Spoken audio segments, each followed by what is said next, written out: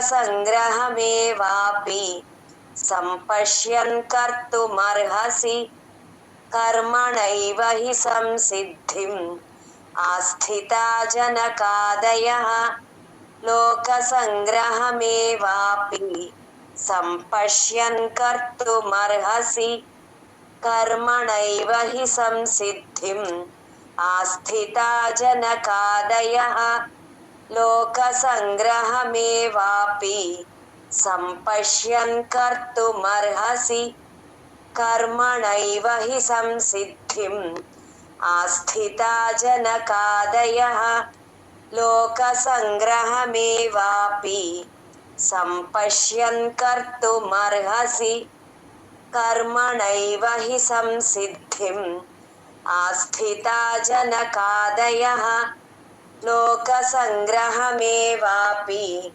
సంపశ్యన్ కర్తుమర్హసి. జయగుదత్తన.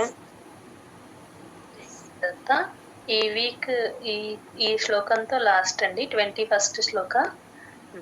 యద్యదాచరతి శ్రేష్ఠః.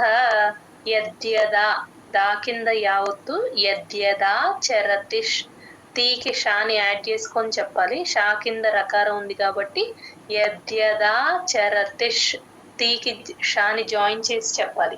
చరతిష్ అని తీసుకుంటేనే ఆ షా కింద రాకారం అనేది క్లియర్ గా వినిపిస్తుంది. శ్రేష్ఠ షా కింద ఒత్తుఠ కంఠం అంటాం కదా ఆఠ. యద్యదాచరతి శ్రేష్ఠః. యద్యదాచరతి శ్రేష్ఠః. యద్యదాచరతి శ్రేష్ఠః. యద్యదాచరతి శ్రేష్ఠః. తత్తదేవేతరో జనః. తత్తదేవేతరో జనః. తత్తదేవేతరో జనః.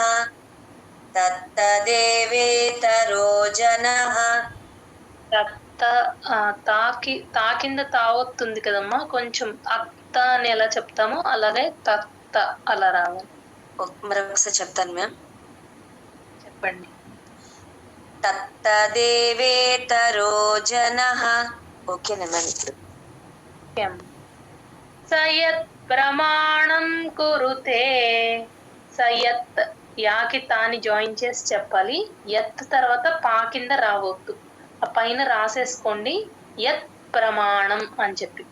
సయత్ ప్రమాణం. యత్ తర్వాత పా కింద రకారం ఉంటుంది కాబట్టి 2 పెదాలు లోపల వైపుకి క్లోజ్ చేసి చెప్పాలి. యత్ ప్రమాణం. అప్పుడే పా కింద రావొత్తు అనేది క్లియర్ గా వినిపిస్తుంది. ఇక్కడ యూజువల్ గా మధ్యలో వచ్చినప్పుడు యూజువల్ గా పా కింద రకారం అందరూ వదిలేస్తూ ఉంటారు. ఇక్కడ కొంచెం గమనించుకోండి. సయత్ ప్రమాణం కురుతే. సయత్ ప్రమాణం కురుతే. సయత్ ప్రమాణం కురుతే. సయత్ ప్రమాణం కురుతే. లోకస్తదను వర్తతే. లోకస్తదను వర్తతే. లోకస్తదను వర్తతే. లోకస్తదను వర్తతే. యద్యదాచరతి శ్రేష్ఠః. తత్తదేవేతరో జనః. యద్యదాచరతి శ్రేష్ఠః. తత్తదేవేతరో జనః.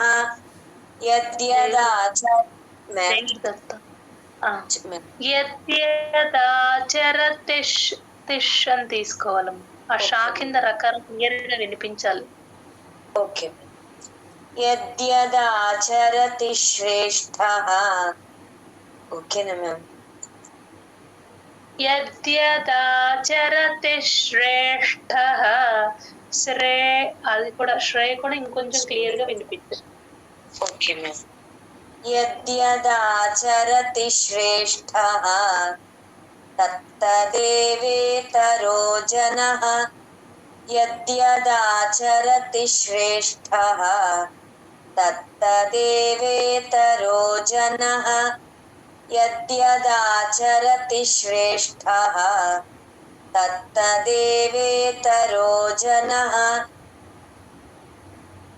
చరతిష్ ఆ మధ్య మధ్యలో ఆ షాని జాయిన్ చేయడం చేస్తున్నారమ్మా. ఈసారి చెప్పినప్పుడు గమనించుకోండి. Okay ma'am. సయత్ ప్రమాణం కురుతే లోకస్త